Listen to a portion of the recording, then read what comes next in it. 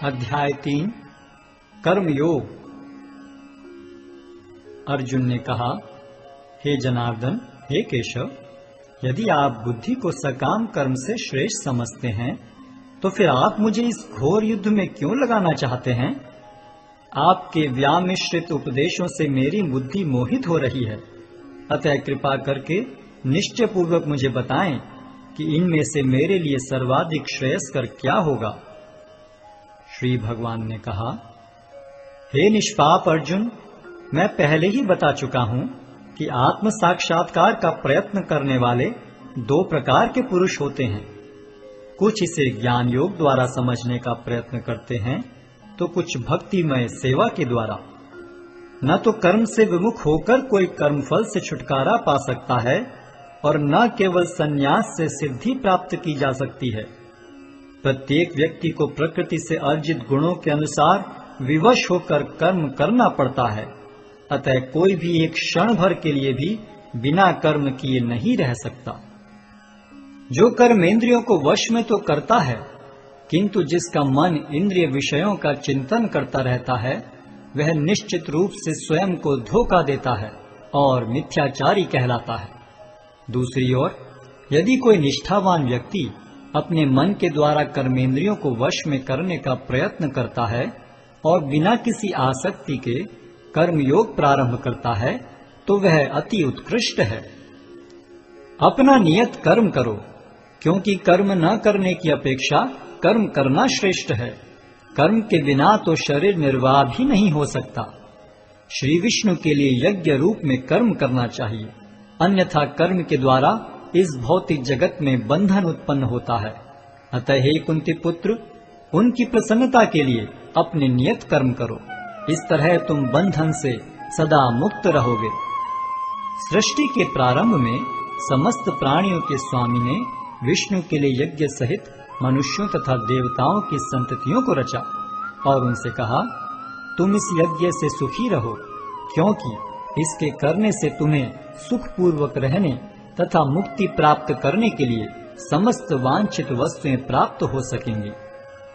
यज्ञों के द्वारा प्रसन्न होकर देवता तुम्हें भी प्रसन्न करेंगे और इस तरह मनुष्यों तथा देवताओं के मध्य सहयोग से सबों को संपन्नता प्राप्त होगी।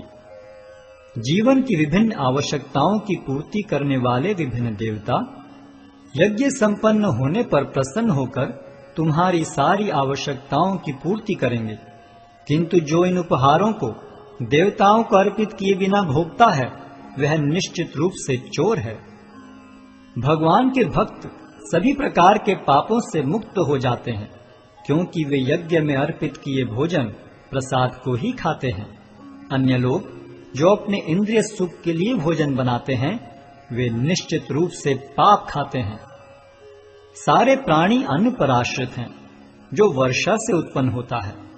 वर्षा यज्ञ संपन्न करने से होती है और यज्ञ नियत कर्मों से उत्पन्न होता है।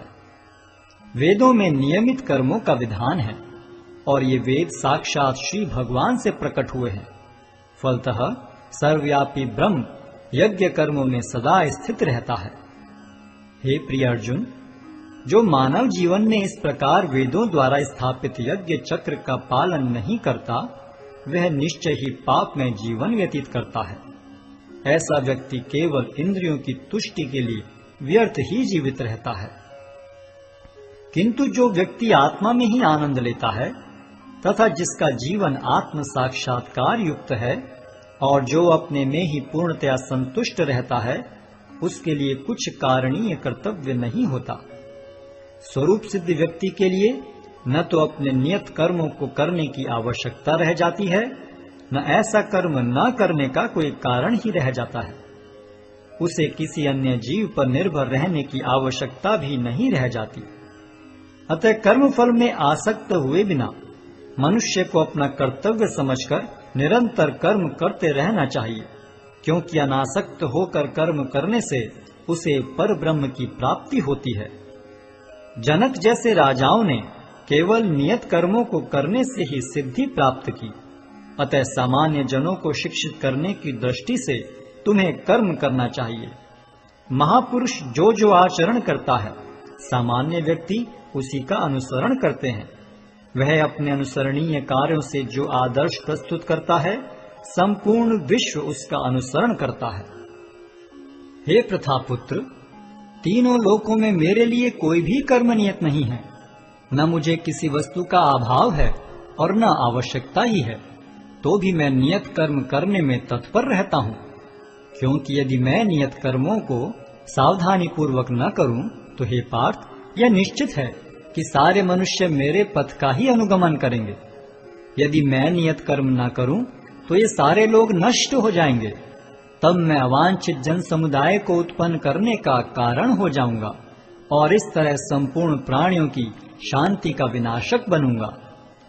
जिस प्रकार अज्ञानी जन फल की आसक्ति से कार्य करते हैं, उसी तरह विद्वान जनों को चाहिए कि वे लोगों को उचित पथ पर ले जाने के लिए अनासक्त रहकर कार्य करें। विद्वान व्यक्ति को चाहिए कि वह सकाम कर्मों में आसक्त अज्ञानी पुरुषों को कर्म करने से रोके नहीं, ताकि उनके मन विचलित न हो, अपितु भक्ति भाव से कर्म करते हुए वह उन्हें सभी प्रकार के कार्यों में लगाएं, जिससे कृष्ण भावनामृत का क्रमिक विकास हो।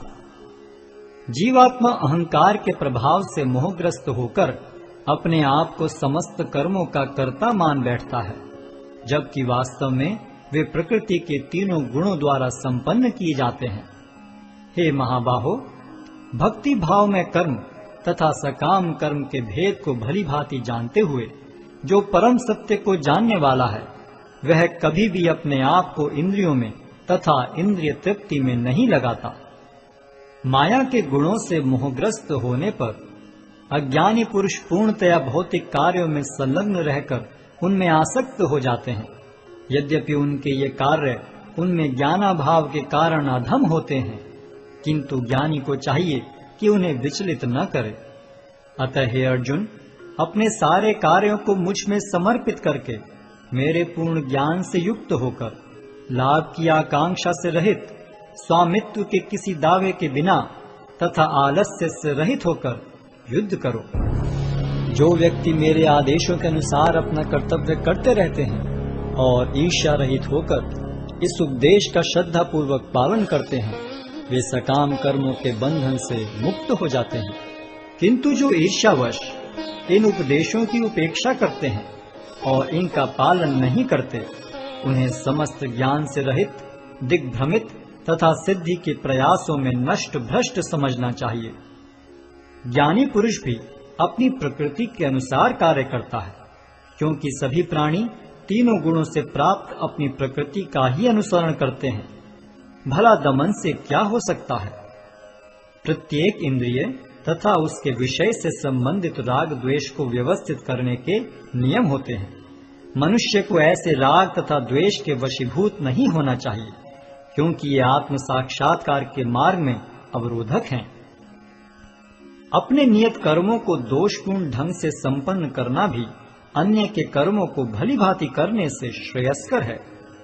स्वीय कर्मों को करते हुए मरना पराये कर्मों में प्रवृत्त होने की अपेक्षा श्रेष्ठतर है, क्योंकि अन्य किसी के मार्ग का अनुसरण भयावह होता है।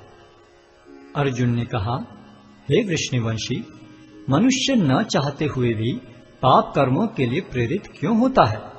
ऐसा लगता है कि उसे बलपूर्वक उनमें लगाया जा रहा हो। श्री भगवान ने कहा, हे अर्जुन, इसका कारण रजोगुण के संपर्क से उत्पन्न काम है, जो बाद में क्रोध का रूप धारण करता है और जो इस संसार का सर्वभक्षी पापी शत्रु है। जिस प्रकार अग्नि धुएं से, दर्पण धूल से अथवा भ्रूण गर्भाशय से आवृत रहता है, उसी प्रकार जीवात्मा इस काम की विभिन्न मात्राओं से आवृत रहता है। इस प्रकार ज्ञान में जीवात्मा की शुद्ध चेतना उसके काम रूपी नित्य शत्रु से ढकी रहती है, जो कभी भी तुष्ट नहीं होता और अग्नि के समान जलता रहता है। इंद्रियां, मन तथा बुद्धि इस काम के निवास स्थान हैं। इनके द्वारा यह काम जीवात्मा के वास्तविक ज्ञान को ढककर उसे मोहित कर लेता है। इसलिए हे भरतवंशियों में श्रेष्ठ अर्जुन, प्रारंभ में ही इंद्रियों को वश में करके इस पाप के महान प्रतीक काम का दमन करो और ज्ञान तथा आत्म साक्षात्कार के इस विनाशकर्ता का वध करो। कर्मेंद्रियां जड़ पदार्थों की अपेक्षा श्रेष्ठ हैं। मन इंद्रियों से बढ़कर है, बुद्धि मन से भी उच्च है और वह आत्मा बुद्धि से भी बढ़कर है। इस प्रकार हे महाबाहु अर्जुन, अपने आप को भौतिक इंद्रियों, मन तथा बुद्धि से परे जानकर और मन को सावधान आध्यात्मिक बुद्धि से स्थिर करके आध्यात्मिक शक्ति द्वारा इस काम रूपी दुर्जय शत्रु को जीतो।